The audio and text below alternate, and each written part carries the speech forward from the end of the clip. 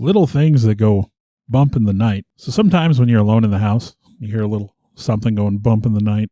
I mean, we all chalk that up to the house settling or whatever.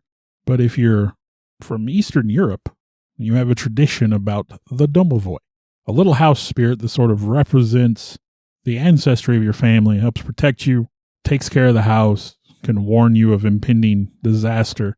So these little entities known as the Domovoi, they sort of represent a lot of things, and they have a lot of interaction with the family. And you know, I heard this topic brought up on another podcast, and I looked into it, and I thought, well, that's a very interesting topic. I wanted to talk about it. And of course, Eric had never heard of the Domovoi So I said, let's do what Bill wants to do. Well, to be fair, it seemed very interesting. I do a lot of episodes that I'm not 100%. I should say, let's edit that. Like, I don't want to. No, there are definitely episodes where, like, I'm more invested than you are. You're more invested than I am. One of us is way more challenged than the other. So anyway, tonight we're going to talk about the Domovoi. From a child born into this world, we are taught what to believe. Closed-minded we become, fearful to be deceived. Still we desire to know what lies beyond that locked door. The art of the storyteller, conjuring tales of legend and lore. History hidden, lost knowledge, things forgotten and the unknown. These are the things that direct us and will set the tone. Welcome, friends, to another episode of Nightmares on the Lost Highway.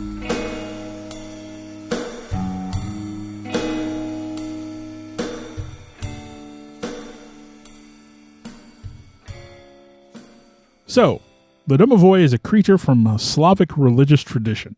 And like I said, I had heard on a podcast a story about a Domovoi that was living in a house and how, you know, it was affecting the people that lived there. And I had read a Hellboy comic that actually had Hellboy encountering a Domovoi while he was confronting the Baba Yaga. So, you know, Russian tradition. What's not to love? Well, I don't know about you. Baba Yaga has been intriguing. I've been trying to go back and reread the Hellboy comics. Since, you know, I really like Hellboy stuff.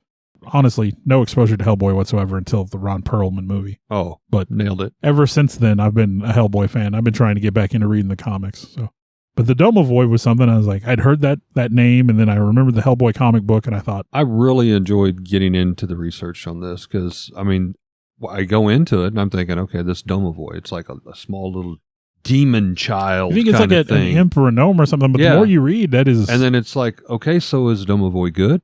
Is a Domovoi bad?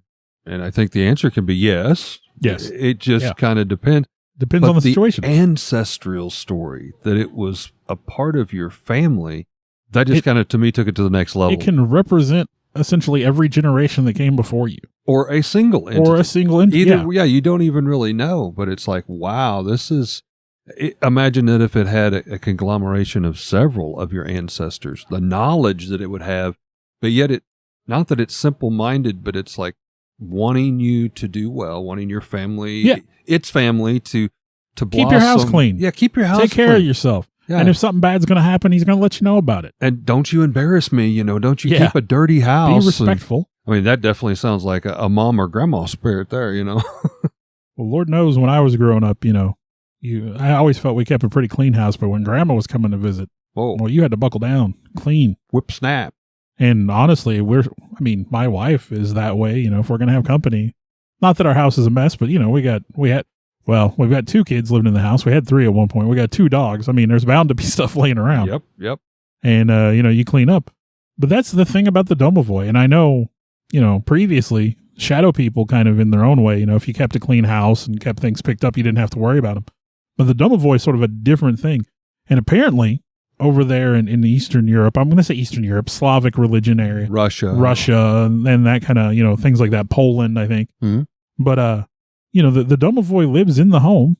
And they say that at one point in time, they said every peasant house had a home, no matter where. And even in the modern age, you know, they talk about, well, if you live in an apartment, where does the Domovoi live? Well, the Domovoi lives in your ductwork now. You know, it doesn't. Yeah. Traditionally, the Domovoi lived under your stove, your oven, to stay warm, or under the hearth. You know, the front entrance to the house. But now they still have these beliefs. Now, tell me, it's not just me. I mean, this is like ripped out of the pages of Harry Potter almost. You know, I am Dobby, the house elf. It is. Similar in many ways. I think Dobby was inspired in a way It would by have this. to be, I think. There are also other house spirits, which I kind of give a summary of those from different cultures. I think there are spirits more like what you think of when you think Dobby, but yeah, I think Dobby was inspired by this, the whole idea of the house elf. So the Domovoi, typically felt but not seen. Obviously, they want the house to be kept tidy, like we said. They want things to be nice and orderly. They are a representative of your ancestors, and so they want you to be successful. They want you to be taken care of. They always seem to be represented in a male form, too, from what I saw. There is a female version. I did find a reference to that, but it's very rare. Okay. There's almost always a male, the Domovoi. And the female version has a different, like a Domovina or something like that. It's a different name. Like we said, they typically live in the hearth or behind the stove. And once upon a time, it was encouraged not to disturb the smoldering remains of a fire, lest the Domovoi fall through the grate. You would agitate or make the Domovoi uncomfortable, and you don't want to do that. And we'll talk about that a little bit later. When they sleep under the threshold of the home, there was a Russian superstition that you must never shake hands, kiss, sleep, or sit near the threshold, as that was seen to be an offensive invasion of the Domovoi space. And that tradition is taken so seriously in the Russian beliefs that misfortunes on the Mir space station were blamed on the American astronauts arriving to the space station and shaking hands with the cosmonauts as they came through the entrance. Wow. As they crossed the threshold, they did not observe this tradition, and then the space station had issues. They blamed it on the Americans not observing respect for the Domovoi. Wow. Now, in modern houses, like we said, they might live in your ventilation system. But in the good old days, they didn't always have to live in the house specifically. They might live in a chicken coop or a barn or cattle shed. But they almost never traveled beyond the borders of what was considered the household. They stayed on the property, usually in the home. Now, again, like we said, they're said to be the soul of one or maybe all of the deceased members of the family, and were very invested in protecting the well-being of its kinfolk, especially, protective towards children and pets in the house. They were constantly looking after them. As a matter of fact, the belief that your pet's making too much noise at night was a chasing sign. one. Yeah, the sign that the dog or the cat may be playing with the Domovoi. Now, there was another deal here that definitely seemed ghost-like to me. It said if you were in the house and you would feel a cold touch or a cold breath, which is very reminiscent of ghost hunting, you're checking for temperatures to drop and all this. But if you did feel a cold touch, the beliefs was that it meant illness would fall upon you or someone within your house. If you felt a warm touch, then that would be good health. That would be a positive thing. Yeah, there's also another version of that involves the Domovoi sneaking out to at night to do things, and he would come into your room. Mischievous things? The Domovoi is covered in hair. Mm-hmm. It looks like they say it's like about a foot tall. Part of my reading said no bigger than a 5-year-old child, which is bigger than a foot tall. Yeah. But that they just look like an old man covered completely in hair, or maybe sometime, in simple peasant clothing. But they would sneak out and they would touch family members in the night, and if the hair felt coarse and rough, then that was a bad sign. But if the hair was soft and comforting, then that was a good sign. So sort of like you're hot or cold. Yeah. Similar to that. It's kind of like when the dog sleeps with me in bed and I reach over and feel, it's like, whoa, hello. My dog doesn't sleep in my bed, so I don't have that. Oh. And it's just something, I don't know. You got a bigger dog than I do. Well, they sleep in the kids' room. They have beds down there. I got tiny they're dog. bigger. So Domovoi would also fend off the forest spirits, that would come in to try to prank the family. Sounds like Fae. Yeah. They would also stop witches from stealing cows. And usually one house's Domovoi would be on good terms with the Domovoi of the houses next door. But if those Domovoi attempted to invade their property, they would protect the home fiercely. And of course, like we said, the Domovoi, they share in the joys and the sorrows of the family. And they let them know when good things are going to happen. One of the things I heard was, if the Domovoi would run his thumb up and down a comb like it was a guitar, then that meant there was a wedding in someone's future. But they would warn them about all kinds of future events, such as imminent death, plague, war, lightning strike, floods, other calamities, which would threaten the welfare of their family. They would warn them by making other sounds. Another thing they might do would be to ride horses in the night and leave them exhausted in the morning. That was a sign that something bad might happen. I also heard that if you were in the house and you heard like giggling, like a childlike laughter, that was a Domovoi just entertaining himself. And it might creep you out, but it wasn't a bad thing. It was actually a good thing that your Domovoi was very happy.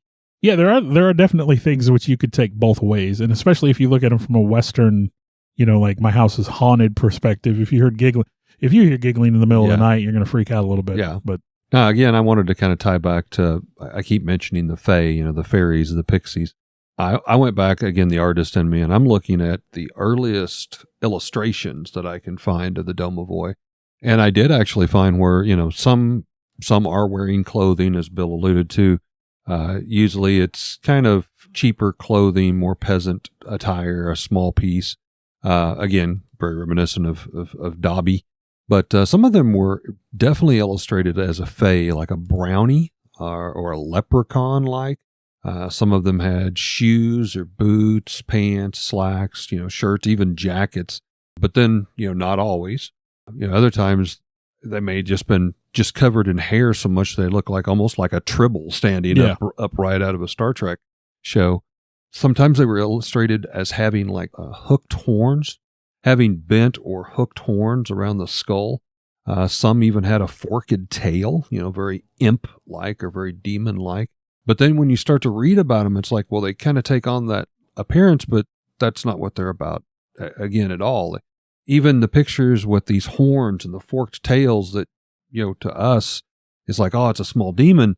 To that area, it was just piece. It's an ancestor. It's someone here to help guard my house. Kind of the whole Hellboy aspect, just accepted. Well, even the idea that, like, if someone said, oh, I saw you at home this afternoon and you weren't home, the Domovoi could appear as the house owner. Yes. From time to time. Yep. And people would be like, oh, I thought you were home earlier and I was going to stop by. And you're like, I wasn't at the house, And even in that, guys, they might have horns on their head is something that I read. So, they can take on a variety of appearances, but typically it's a little small, covered in hair, kind of, like you said, like some kind of fae. Now, to go back a little bit to talk about like how they might warn people, I talked about how they would ride horses till they were exhausted. They might also cause your dogs to dig holes in the yard or go howling throughout the village. And another bad sign would be if the Domovoi was to snuff out candles in the night or let out gruesome wails. That was considered a sure sign that someone in the house was going to die. Again, the Domovoi is typically good, wishes well for the family. But it is possible for them to become angry and to reveal their evil side. If the family becomes corrupted by bad behavior and language, especially during meals. Apparently, to swear during a meal that's I read a no-no. that. You do not use any curse words, especially around the dinner meal, but not even preferred in the house, but definitely not around the dinner table. Yeah, in those cases, the Domovoi could go on to break things or cause food to go bad, seem to pop up quite a bit. That was kind of a thing. It specifically would reference milk, but also to spoil meat. And obviously, back in the day, those were things that you couldn't afford to have happen. Yeah, you couldn't replace that. Couldn't afford to. In the extreme, and this is the extreme. This was referenced as a, very rare event, but it would be possible for a Domovoi to suffocate a person in their bed. Ooh. So. That's dialing it up a notch or two. It was, if you made a Domovoi angry enough. Well, and again, if you made them mad, it seems like it was because you were lazy. You didn't you do weren't your cleaning dishes. your house. You didn't sweep. You didn't. Or you weren't behaving in a respectable manner. Yeah. And, in some cases, a Domovoi might even quit or just move out. Which, how many of us, grew up with mothers or grandmothers that if they heard if you said a bad word, well, I'm going to wash your mouth out with soap was one of the things they used to threaten, or what is a switch to the behind. A lot of folk tales, though, are like a morality thing, too. So I'm not saying the Domovoi, one way or the other, but, definitely it was, hey, your ancestors are watching and they want you to behave like a decent person. Yeah. Take care of your stuff. Don't be a slob. Now, a bored Domovoi will also act out, if it's not being engaged and not feeling like it's part of the family. And they would move things and hide them. Something I found interesting, and this is still a tradition of this day, in Russia, they have a tradition called sitting on the lane. I don't know if you found that. No. But what it means is that you take just a few minutes of silence, just sitting in the house, just absolute silence, before you leave on a long journey. This is connected to the beliefs of the Domovoi, since according to legend, they don't like to be alone. So this is sort of like you getting them used to the idea that things are going to be quiet, sort of deceiving them. Like, oh, I'm just going to be quiet for a while. You're just not going to hear me. That way, the Domovoi wouldn't necessarily realize that you were gone. So I thought that was kind of interesting. Apparently, they still practice that particular belief. Now, of course, like I said, they were felt rather than seen.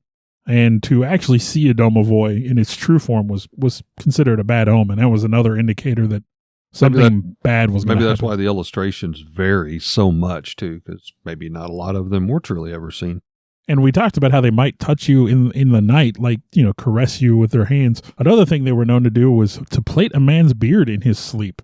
And that was considered to be a good omen and a sign of the Domovoi's love for the family. Which I don't know about you. If I woke up and my beard was braided, I might panic a little bit. That'd be a little weird. Well, I found, again, going back to the reminiscence of Faye and brownies, it said if your Domovoi was getting bored or that you felt you had offended them, they eagerly accepted gifts of tobacco and whiskey. Yeah, there were other things you could do as well. Now, you could leave a small cloak underneath the house to give them some kind of clothing to wear. I read that.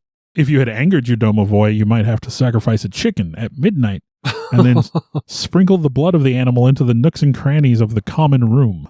Wow. So, but usually, yeah, like you said, they were fond of tobacco like a lot of other small folk. And usually a slice of salted bread wrapped in white cloth was enough to keep the Domovoi happy. You could also use similar offerings to invite a Domovoi into a newly built house. And another way that might be done is if the groom were to let a cat call out in the house rather than carry his wife across the threshold. There's another tradition from that area. Because you let the cat into the house first and to call out for the Domovoi, since it is believed that cats are the only creatures that can actually communicate with Domovoi. So you were letting a cat in to say that it was safe, and then the cat would invite the Domovoi in. Now, of course, if you had a Domovoi and you had to move, you'd want to bring that Domovoi with you. Yep. And so they picked you. They're going to be yours for life. There were different ways to do that. One of them was for the eldest person to enter the home first, the eldest family member, usually male family member. And it was believed that if the house did not already have a Domovoi, that when that person passed away, they would become the Domovoi. Yeah, I had read, actually, I found an article that talked about a family that was moving, and they were so fond of their Domovoi that they somehow had found this step-by-step directions to make sure that you took your Domovoi. Does it involve a shoe? Yes. Because a shoe was part of it, yes. A boot or a basket. And said, basically, imagine you've moved everything out of your old house. It's literally kind of that last trip there. And you take this single boot or a basket in the house with you, call out to them and tell them that you guys are moving and that you want them to be a part of your life. And to Bill's point, if you didn't feel anything, you might have to leave some tobacco or whiskey to kind of lure them out of the shadows. Anyhow, the thought would be that the Domovoi would want to come with you, jump down in that boot or that basket. So then you take them wherever across the land to your new house. Another version of that would be to take the ashes out of the final fire in the old home, rake them into a jar so that the Domovoi had a comfortable resting place it was familiar with. I hadn't heard that. But that's another version, sort of the same thing. Makes sense because they were so fond of the hearth and everything. But then when you get to the new house, it's very important that the Domovoi enter first. Nobody gets to pick their room until the Domovoi goes in and he picks which room he wants. And then basically anybody can move in that same room with him or whatever. So I thought it was very intriguing that the national, and just like on this side of the pond, of course, we have our beliefs, but they have their beliefs to a point where someone had written a book with step-by-step, directions on how to welcome the Domovoi into your new home. I found that very interesting.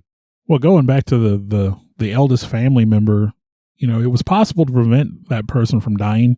In some cases, the family might sacrifice some sort of goat, fowl, lamb, whatever, and then bury it under the first stone or log set for the new home and just go without a Domovoi rather than have a family member die.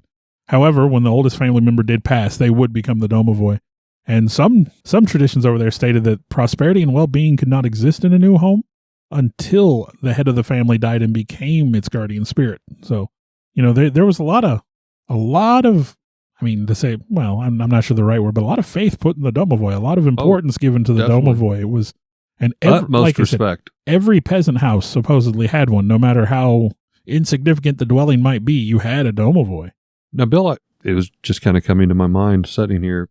Did you come across anything? Is a Domovoi considered an immortal? Do they have an age? Did you come across anything about anything specifically one talked dying about or how they handle that? Or? Never heard about one dying. Packing up and leaving, yeah. being left behind in an old house. Yeah. It really kind of makes me wonder if they're not almost considered like an immortal spirit or something. We talked about them turning angry. Apparently, some traditions say that on March 30th of each year, the Domovoi turns evil. Well, why March 30th? I don't know. I couldn't find the significance of that. But from dawn until midnight, March 30th, it would just go about, crazy, just creating all kinds of havoc. And you had to bribe it with food to get it through the day. And, once you got past that day, it would go back to being itself. Sorry to say that'd be a bad day to be at the house, but maybe you would want to be there to protect your house. Now, we talked about, leaving a Domovoi behind. It was said the Domovoi would remain behind in abandoned houses or even houses that burned to the ground. It would become attached to the property. And it was up to the Domovoi whether to accept or reject any new occupants to the house. So you could get a Domovoi that wasn't even, your ancestor. You could move into a house that already had a Domovoi that had gotten left behind. And might do some haunting type activities around your house. Now, if you've angered a Domovoi, you can't get it to calm down. No matter what offering you've provided, you can't get it to get back in line. And it's just, being disruptive to your life. It is possible to drive one out of the house. The Domovoi does not like mirrors or goats, apparently. Or goats. Okay. So the homeowner could take a goat skull and place it under the threshold of the house in an attempt to drive it away. Or, again, add extra mirrors. So, we've talked a lot about the Domovoi. We talk about the Domovoi from Slavic mythology. But there are similar house spirits in other areas, other lands, other regions, other belief systems. In German folklore, they have the kobold, which, that's a term you've heard, Eric. I guarantee it. Dungeons & Dragons. But in German folklore, these are little woodland spirits that can be coaxed into the home by offerings of honey or by using carved talismans left in their trees and then another matching talisman at the home that wants the kobold to live there. So you kind of give them like, hey, come to this. Now, once in a home, they will live there forever. They are helpful, but they can be mischievous tricksters as well. Finnish mythology has the Koda Haltia.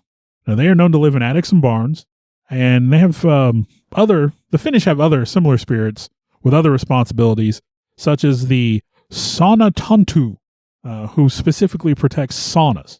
They have different house spirits for different Interesting. purposes. In the Spanish folklore, you have the Trasgu.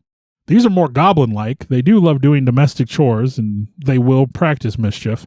And if you wanted to get rid of a Trasgu, you had to assign it an impossible task. The example I saw was you scatter rice on the floor and then tell the Trasgu to pick up rice because, little known fact, the Trasgu has a hole in its palm, so it can't carry rice. Oh. Rice just falls right out. But anyway, if they have an impossible task, they'll eventually just become discouraged and fed up, and they'll leave your home. Now, going back to our discussion about Dobby, Northern English folklore has the Hob.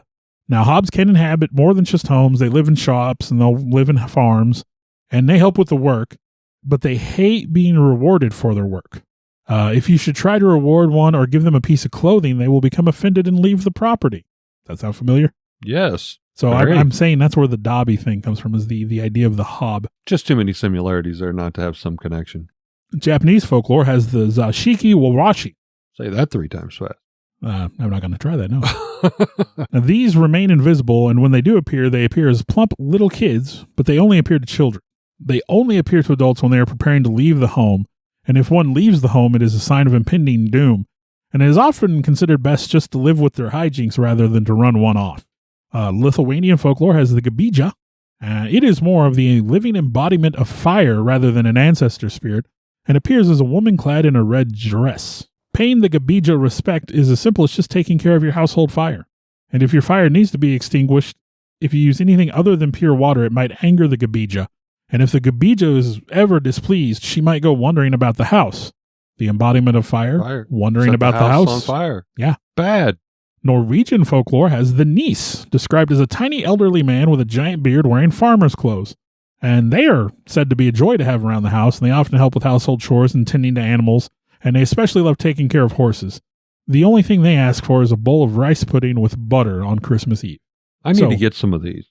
Need a little house spirit? Well, I mean, seriously, do you feel like cleaning the house, or does your wife feel like cleaning after a busy day? Some days it might be nice for some little spirit to go about. Especially with you. You still have kids at the house, but these little critters, they want to do all that for you. And they don't want appreciation.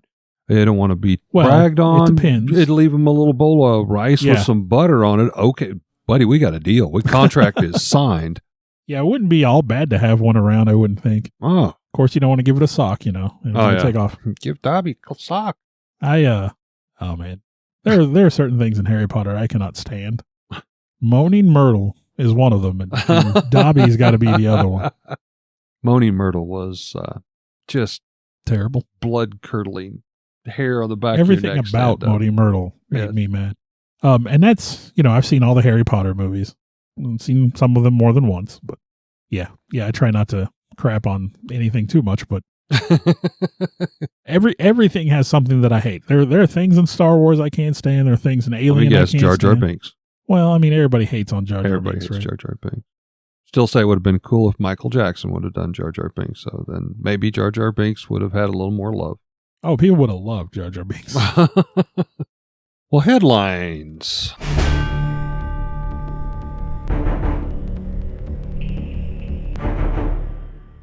I came across some interesting stuff that I felt, because we talked about the Domovoi, and of course the Domovoi comes from not only Russian, but I also love Russian culture. I thought it would be interesting to share some recent Russian cultures. Doesn't involve Domovoi, I know, but it's just so intriguing.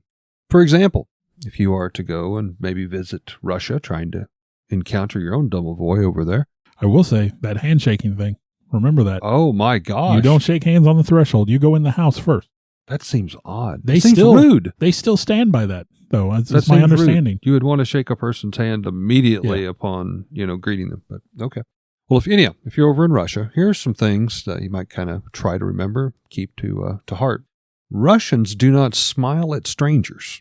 Often here in America, as you're walking down the sidewalk, it's pretty common to make eye contact with someone, maybe nod at them or grunt. Could be a total stranger, just a little smile on your face, and that little nod. This will not happen in Russia, because the smile there does not mean the same thing as it does here in America.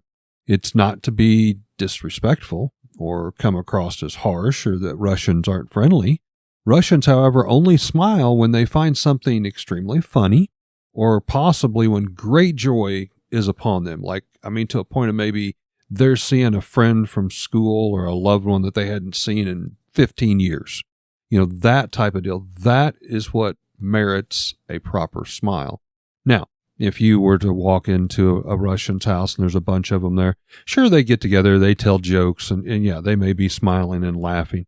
But generally speaking, a lot of times the Russians out on the street of the city get this kind of that they're not happy people and they don't want you there.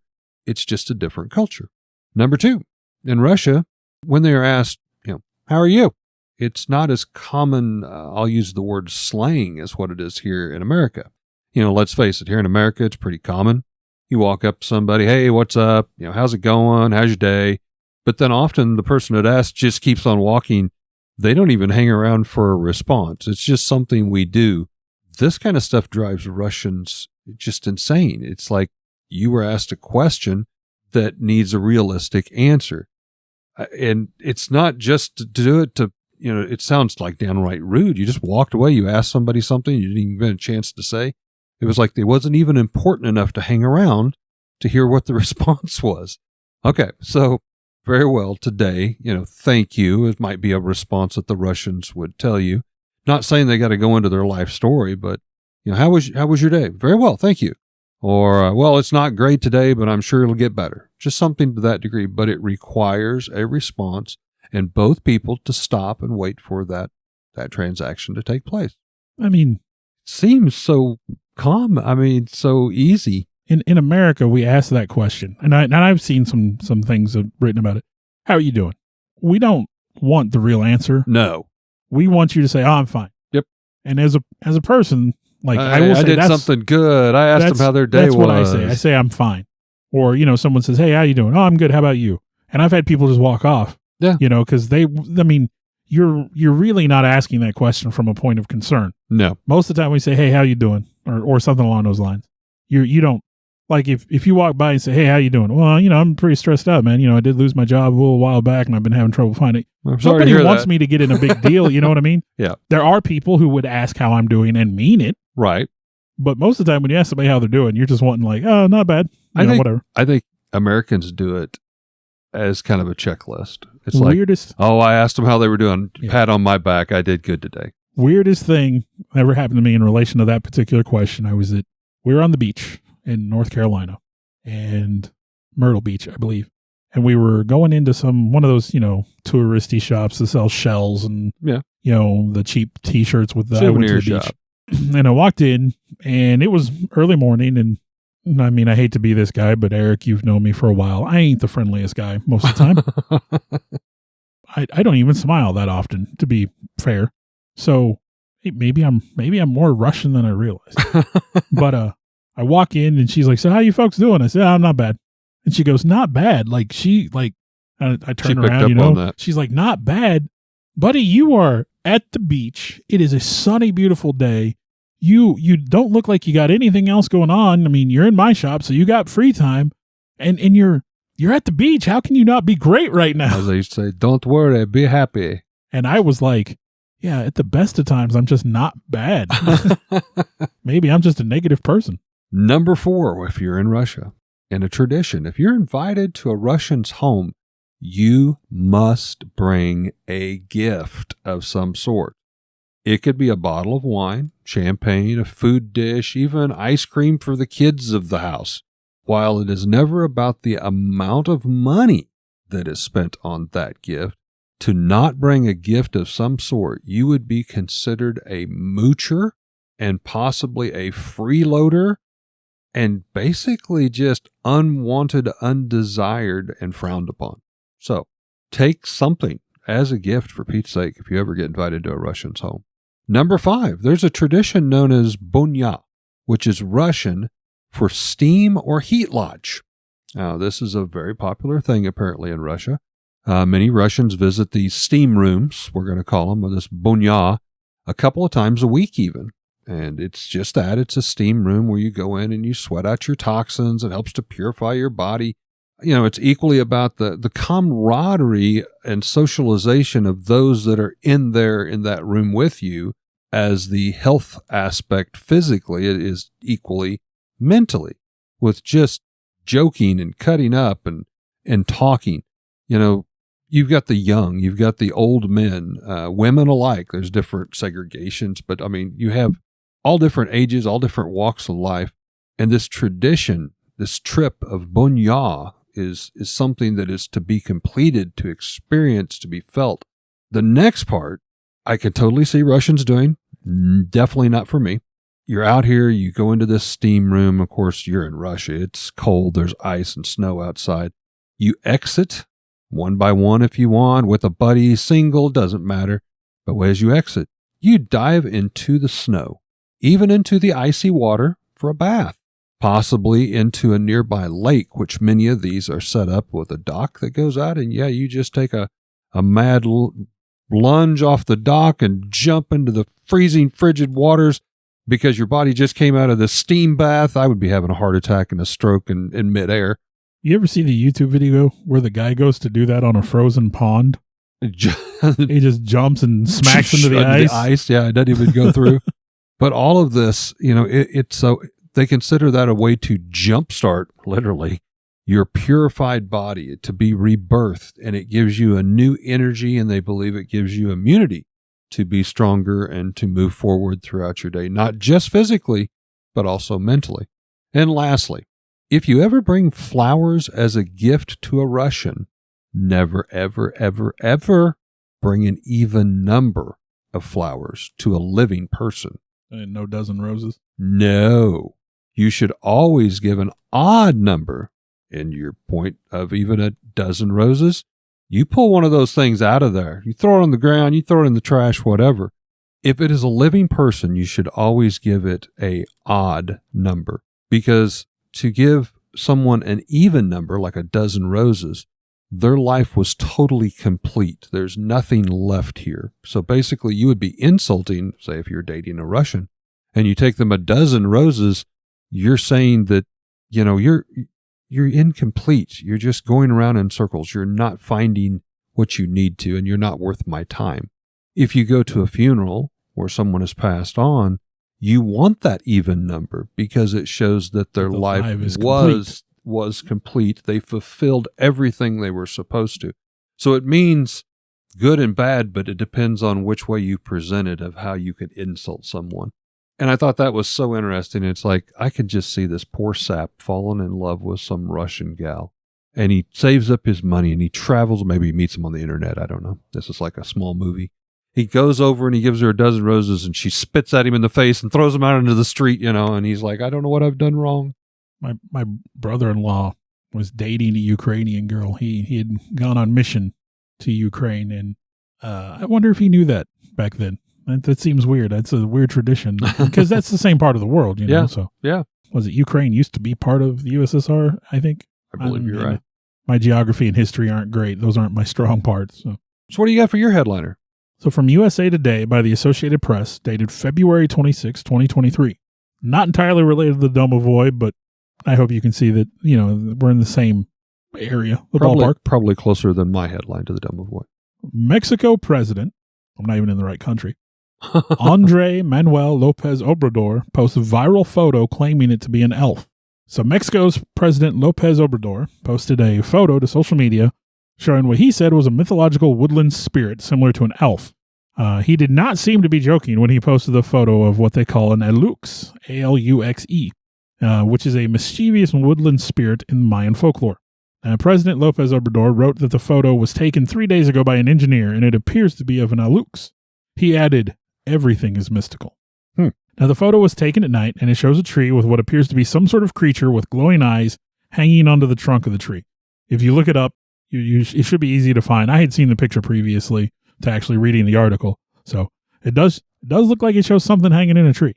Now, Lopez Obrador has long expressed reverence for indigenous cultures and beliefs, but it does seem that President Lopez Obrador may need a fact checker. It does appear as if this photo had been posted before, and while he may have believed the photo was taken within a week before he posted it, it seems unlikely because this exact same photo had been posted before in a tweet from February of 2021. Actually, it was alleged that this figure was spotted in a park in Manchester, England. And then the following day, multiple Mexican media outlets actually posted that picture, reported that it was the same figure as a witch in Nuevo Leon in northeast Mexico.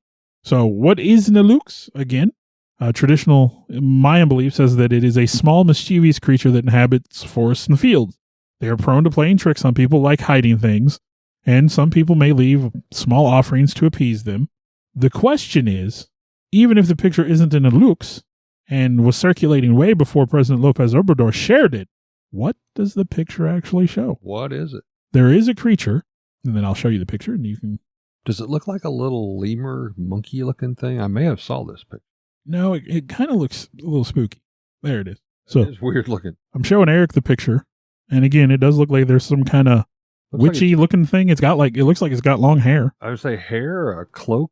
Now, my thought, up. Some people say it's just a twisted branch that kind of gives the illusion of being a thing in the tree, but you can see what looks like eyes. Yeah, you see two eyes perfectly positioned there. And again, it just looks like this thing is holding onto the tree trunk. So, but I agree, the hair or the robe, whatever that is the same color as the tree trunk itself. Perfect. But the way it's twisted like that, that's a weird twist. So it does look like there's something in the tree.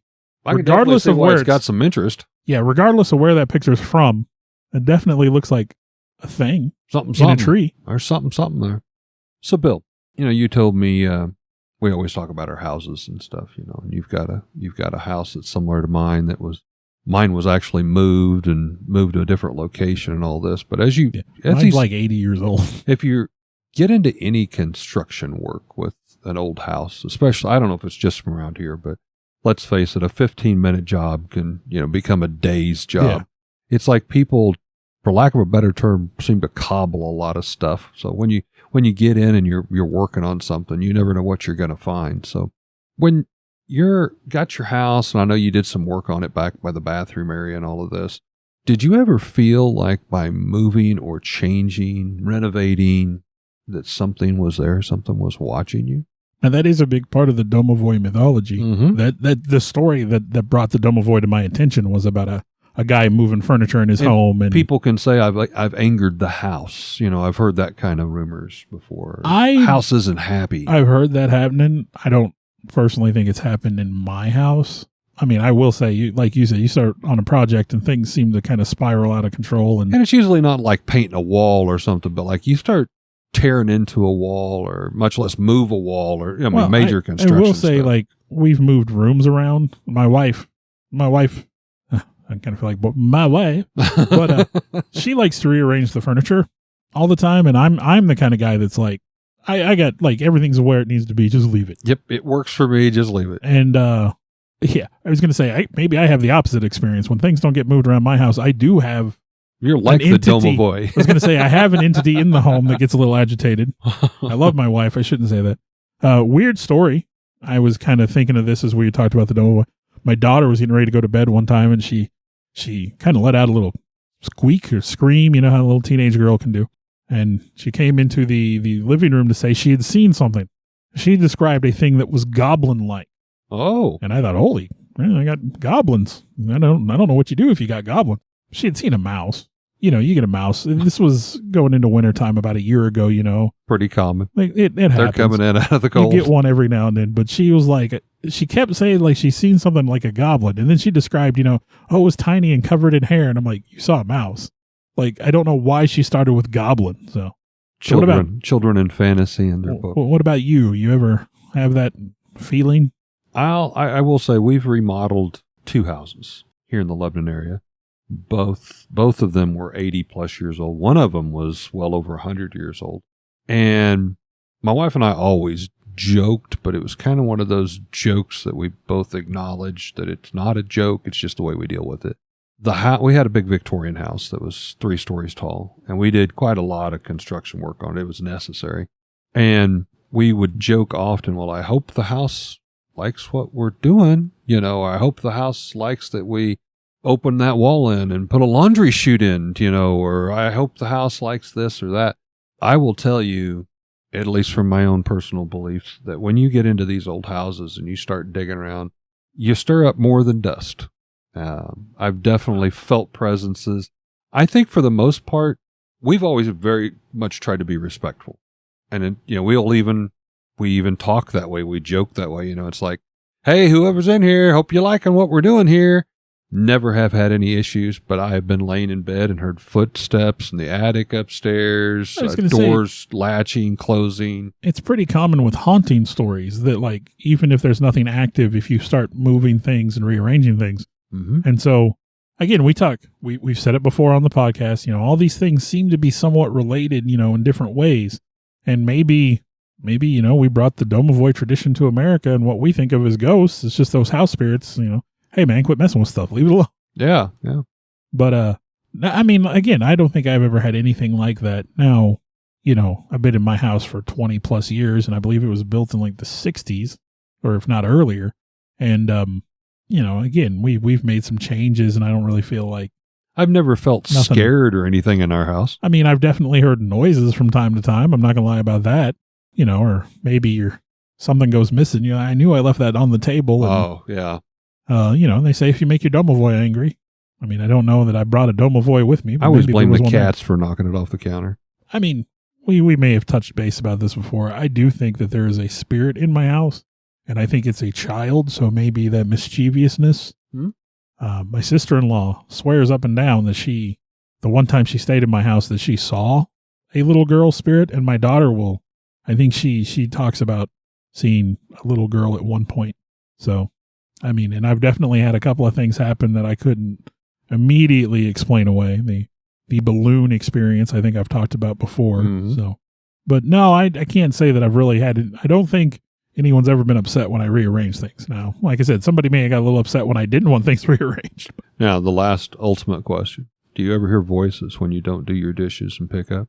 And is it your wife? I was going to say, you're looking at me, and it's that. I hear voices, but it's not a Domovoi. I hear a voice. I love my wife. Now, she doesn't give me a lot of hassle. I'm a little bit of I'm not 100% organized. I have a certain, I know where, okay, maybe it's not where it belongs, but I know where it's at kind of mentality. If somebody else walked in, they might not see the organization, but by golly, there's some organization there. But my wife, one of my favorite stories is, we broke the shower head I was getting ready to get in the shower one day, and the shower head just came off. Oh my! Because I'm 6 foot tall. My oldest son is like 6'3", 6'2", My middle son, he's about 6 foot. My daughter's like 5'8". My wife is just like 5'10". There's a height difference. I mean, we're all pretty close, but still, everybody adjusts the shower head a little differently. Well, I went to adjust the shower head and it came off in my hand. Well, that's not good. And we had bought a shower head we were going to replace. And then it was one of those like, hey, you need to replace it. Yeah, I'll get around to it. And then Now's good. I never got around to it. So I, got dressed, went in the living room, was like, hey, where's that shower head we bought? I broke it. I'm sitting there holding the old one. I was like, well, I got rid of it. You didn't do anything with it. And I needed to clean up, and it was my wife wants things picked up, cleaned up. And if we don't need it, we need to get rid of it. And I'm the kind of person that's like, you never know when we're going to need a shower head. Right. Right. So I can say that, yeah, if my house isn't clean, there is a voice, but it's not a Domovoi.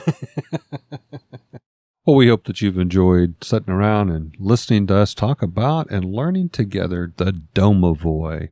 Thanks so much for listening. Hey, real quick, call to action. I think Eric would agree. We'd like to grow this. Nightmares on the Lost Highway. Absolutely. If you could, if you're listening on Apple, if you would go and give us a review and rate us. If you have some feedback, that's fine too.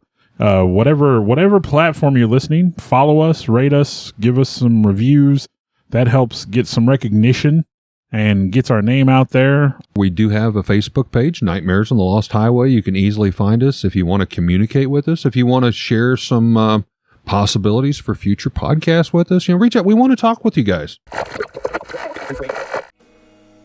Oh, on the Christmas special, kind of want to know what we want to end with, so we can kind of like play up to it a little bit.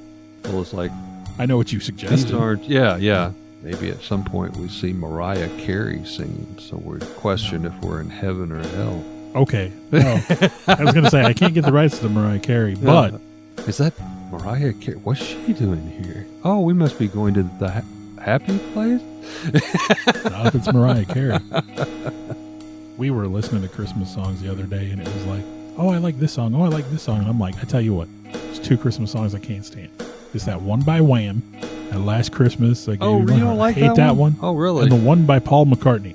Simply hate that song. Christmas time. Now, you play me Holly Jolly Christmas. It's my favorite. Love that. But man, I get like certain ones I can't stand. How about the old like 1950 Roy Rogers? Well, those are the ones I grew up on. Yeah, because that's my family listened to those. I love those. And again, that Holly Jolly Christmas, that's from the Rudolph special and stuff. Rudolph the Red-Nosed Reindeer, or even Frosty the Grinch, the Snowman. Yeah, but and I don't hate all modern Christmas songs. But it's like we were listening to one, and the gal was doing the and the lady's like, I don't understand why she has to sing like. I'm like, she's got to make it her own song. It's the same when somebody sings the national anthem and they do that. Yeah. And I was like, I don't begrudge them that. They got to make it their own, but at the same time, like you're stepping on a cat.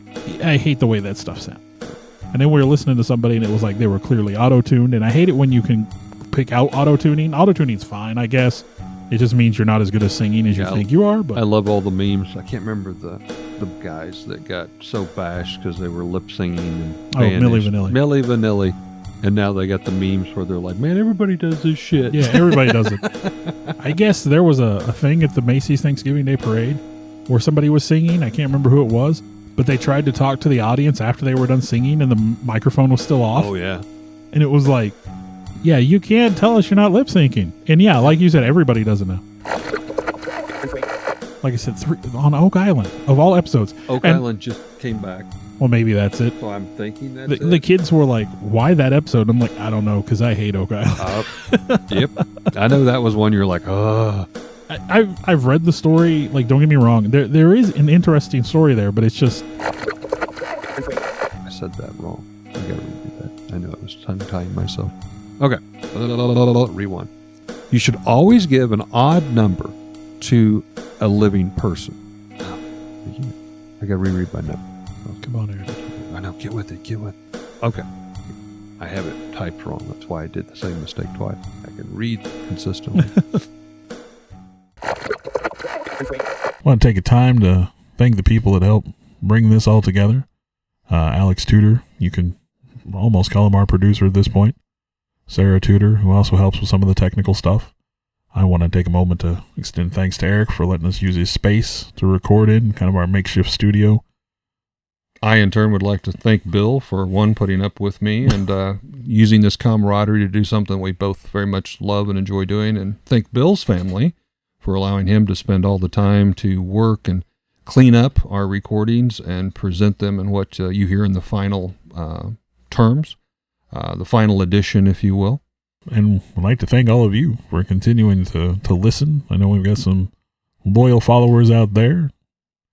We do this as a labor of love, but we're happy that there are people that enjoy it hopefully as much as we do. Thank you very much.